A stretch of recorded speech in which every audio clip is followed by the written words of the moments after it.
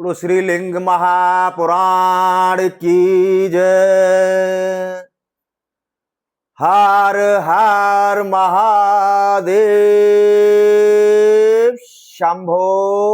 ओम नमः शिवाय ओम नमः शिवाय ओम नमः शिवाय ओम नमः शिवाय ओम नमः शिवाय ओम नमः शिवाय ओम नमः शिवाय ओम नमः शिवाय ओम नमः शिवाय ओम नमः शिवाय ओम नमः शिवाय ओम नमः शिवाय ओम नमः शिवाय ओम नमः शिवाय ओम नमः शिवाय ओम नमः शिवाय ओम नमः शिवाय ओम नमः शिवाय। हर हर महादेव शंभो। लिंग महापुराण का 84वां अध्याय में वर्णन में आया है कि उमा महेश्वर का व्रत किस तरह रखना चाहिए और पूजा का क्या विधान है। बड़ा ही सुंदर श्लोक है। उमा महेश्वरम वाच्य व्रतमीश्वर भाषितम नर नारायण जंतूनाम हिताय मुनि सत्ता। उमा महेश प्रतिमाम हेमना कृत्वा शुभोभुनाम रजतीम वाथ वर्षांते प्रतिष्ठा यथा विधि।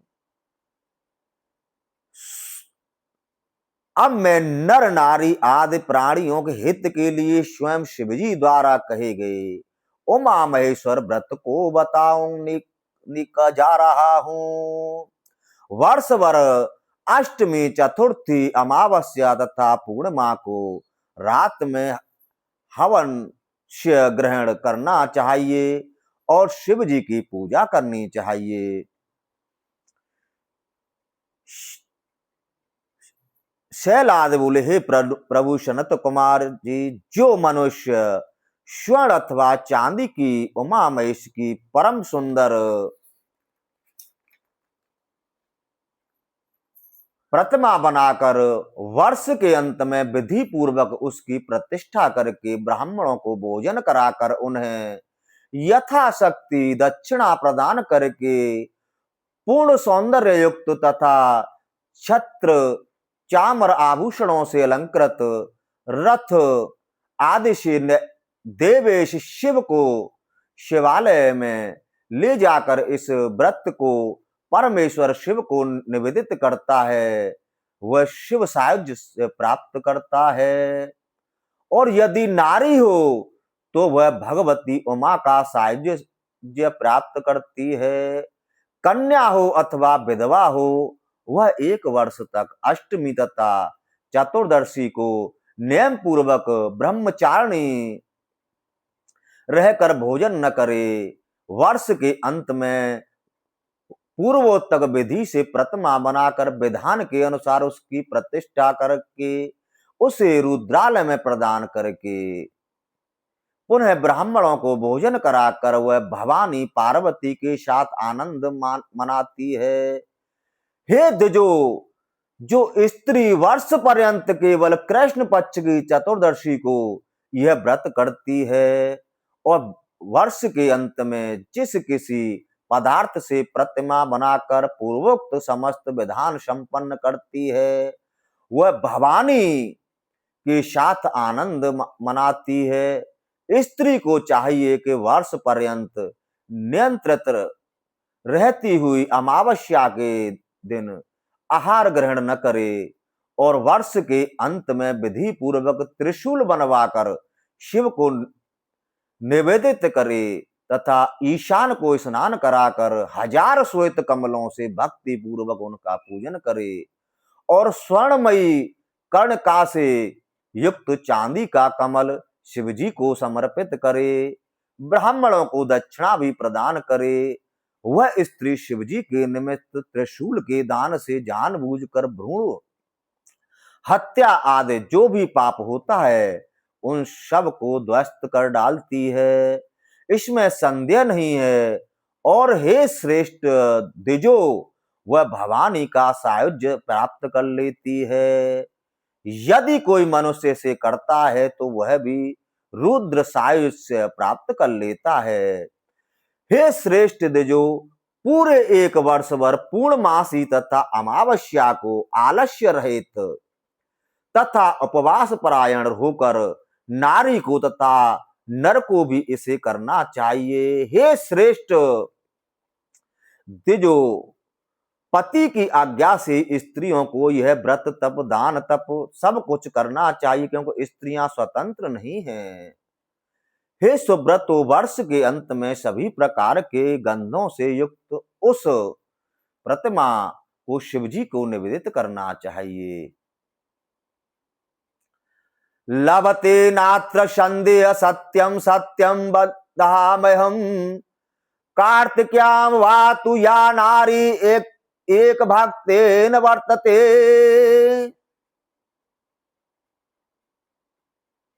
वह शुभ्रता स्त्री भवानी का सायुज्य से तथा सारूप्य प्राप्त कर लेती है, इसमें संदेह नहीं है। मैं यह पूर्णतः सत्य कह रहा हूं। जो स्त्री कार्तिक मास में एक बार भोजन करती है, क्षमा अहिंसा आदि नियमों से युक्त रहती है, ब्रह्मचर्य का पालन करती है, आलस्य रहित होकर एक बार काला तिल तथा घी गुड़ मिलाकर पकाया चावल परमेश्वरी को निवेदित करती है, ब्राह्मणों को अपनी सामर्थ्य के अनुसार दान देती है और अष्टमी तथा चतुर्दशी को उपवास करती है। वह उत्तम व्रत वाली स्त्री भवानी का सारूप्य प्राप्त करके उनके साथ आनंद मनाती है। समस्त व्रतों में क्षमा सत्य दया दान शुद्धि तथा इंद्रियों का निग्रह और रुद्र पूजन यह सामान्य धर्म है। अब मैं संक्षेप में क्रम से मार्गशीर्ष से यानी महाप्रारंभ करके कार्तिक तक प्रत्येक महीने के व्रत को बताऊंगा। इस परम पुण्य प्रद व्रत को स्वयं नंदी ने कहा था। जो स्त्री मार्गशीर्ष मास में पूर्ण अंगों वाले उत्तम वृषभ को अलंकृत करके विधि पूर्वक शिव को निवेदित करती है, वह भवानी के साथ आनंदित रहती है, इसमें संदेह नहीं है। अलंकृत्य यदा न्याय विशिवाय विनिवेदयेत साच सार्थम भावान्याय वे मोदते नात्र संशय। पुष्यमासे तु वै शूलं प्रतिष्ठाय निवेदयेत पूर्वोक्तमखिलं कृत्वा भावन्यश मोदते। माघ मासे रथं कृत्वा सर्वलक्षण लक्षितं दादत् संपूज्य देवेशं ब्राह्मणान् सचैव भोजयेत। सच देव्या महाभाग्या भागा मोदते नात्र संशय। फाल्गुने प्रतिमां कृत्वा हिरण्येन यथा विधि।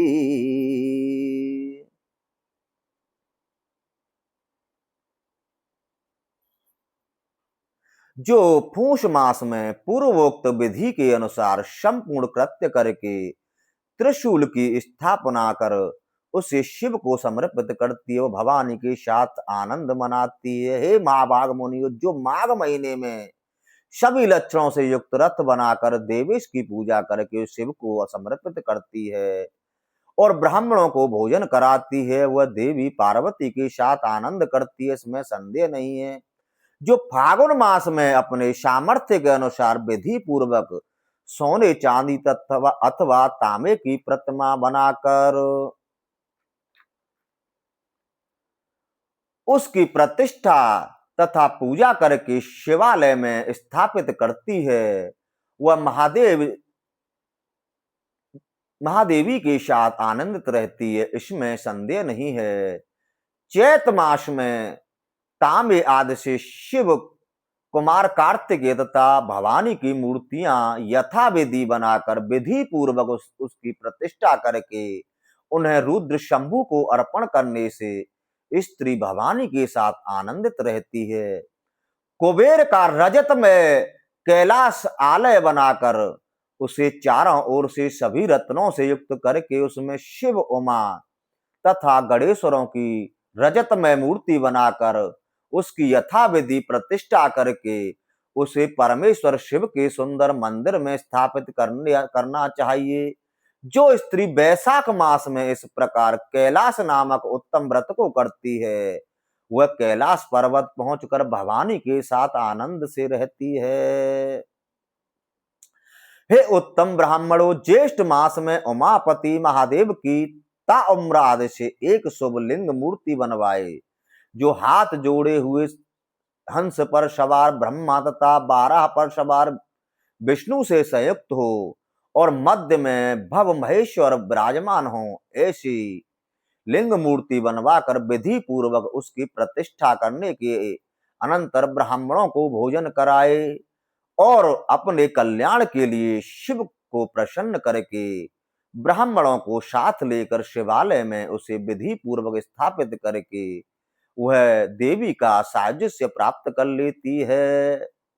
जो स्त्री शुभ आषाढ़ महीने में अपने सामर्थ्य के अनुसार पके हुए ईंटों से विधिवत गृह बनाकर उसे सभी बीजरसों से परम सुंदर मूसल, उलूखल आदि गृहोपयोगी सामग्रियों से, दास दासी आदि से, पलंग बिस्तर आदि शयन वस्तुओं से, अन्न आदि खाद्य पदार्थों से युक्त करके उस ग्रह को सभी ओर से पूर्ण वस्त्रों से ढककर उमापति प्रभु महादेव को घी आदि से स्नान कराकर विधि पूर्वक 1000 ब्राह्मणों को भोजन कराकर विद्या विनय से संपन्न तथा वेद में पारंगत ब्रह्मचारी ब्राह्मण की विधि पूर्वक यथा विधि पूजा करके पूर्ण जीवन भर के लिए एक परम सुंदर कन्या क्षेत्र,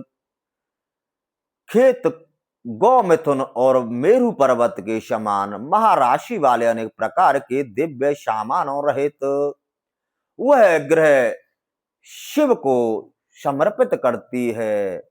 वह गोलोक प्राप्त करके भवानी के साथ आनंद करती है। भवानी के शरदस्य होकर सभी कल्पों में अव्यय शाश्वत बनी रहती है और अंत में भवानी का सायुज्य प्राप्त करती है, इसमें संदेह नहीं है। निवेदयित सर्वाय श्रावणे तिल पर्वतम वितान ध्वजवस्त्राधीर्ता तुभ्यश्च निवेदयित। श्रावण महीने में सभी धातुओं से युक्त तथा विचित्र ध्वजों से सुशोभित तिल पर्वत शिव को समर्पित करना चाहिए। जो स्त्री वितान ध्वज वस्त्र धातु आदि सहित तिल पर्वत निवेदित करती है और अंत में ब्राह्मणों को भोजन कराती है, उसे पूर्व में कहा गया सब कुछ प्राप्त हो जाता है। जो भाद्रपद मास में वितान ध्वज वस्त्र तथा धातु आदि सहित शाली चावल का सुंदर पर्वत बनाकर उसे शिव को समर्पित करती है और ब्राह्मणों को भोजन कराकर विधि पूर्वक उसका दान करती है, वह सूर्य की किरणों के समान होकर भवानी के साथ आनंद करती है। अश्विन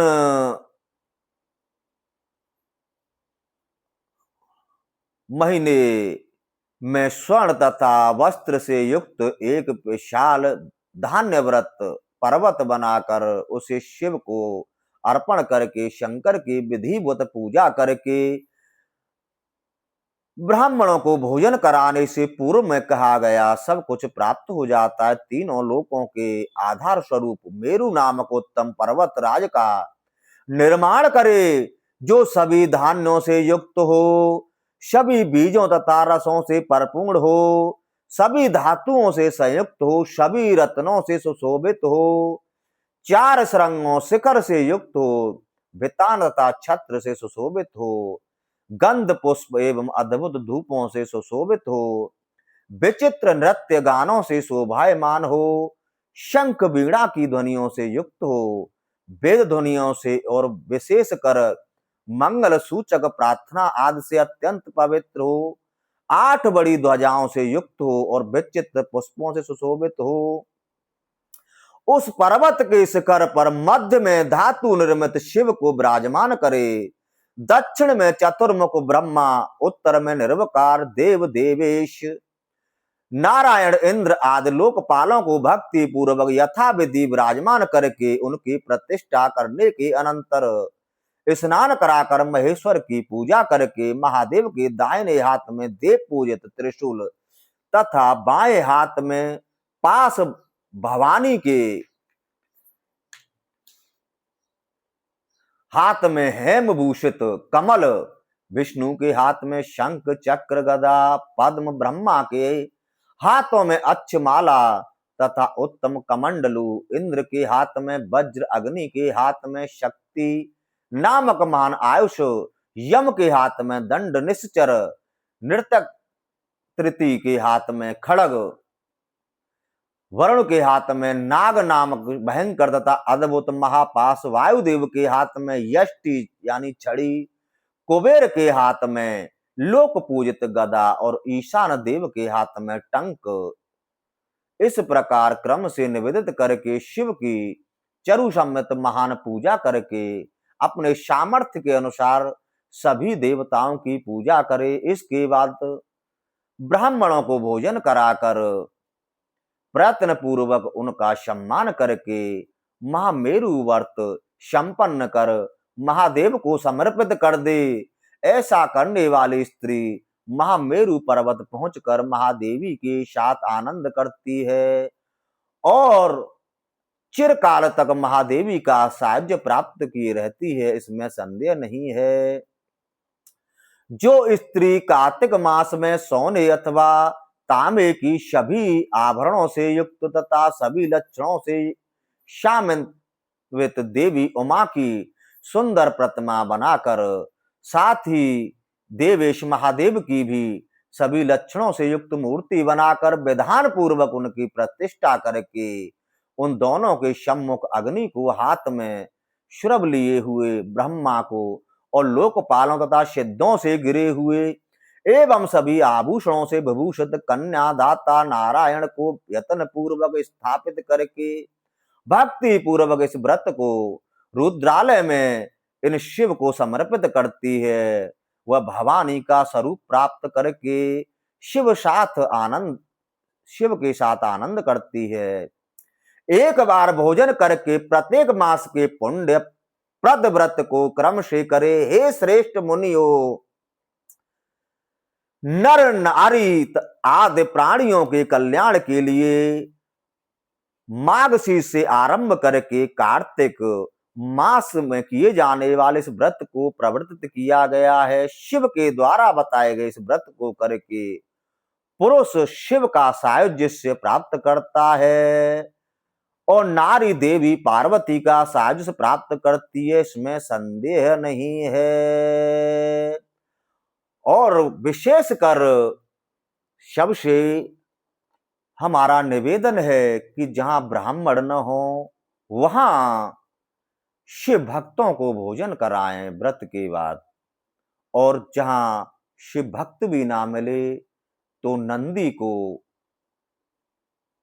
लोहे के उसके यानी आटे का गोला बनाकर उसको नंदी को खिलाएं। इससे पूर्ण शिव महाव्रत का फल मिलता है। बोलो हर हर महादेव। और माताएं विशेषकर ध्यान दें कि वह एक साइड से ही देवादिदेव महादेव और जगत जननी जगदम्बा मां पार्वती को साष्टांग प्रणाम करें। वह अपने वक्ष स्थल से साष्टांग प्रणाम न करें, क्योंकि जब स्त्री यानी मां का वक्ष स्थल धरती माता से लगता है तो धरती मां रो उठती है। इसलिए माताओं से विशेषकर निवेदन है कि वह एक साइड यानी कंधे की साइड से ही साष्टांग प्रणाम करें, और नर के लिए साष्टांग प्रणाम उसका वक्ष स्थल, नाक और माथा अवश्य धरती मां से लगना चाहिए। और हाथ जोड़ने की विधि, माताएं हमेशा इस तरीके से हाथ जोड़कर विनती करें और सभी नर इस तरीके से हाथ जोड़कर विनती करें। यही हमारा सबसे निवेदन है। बोल हर हर महादेव, शंभो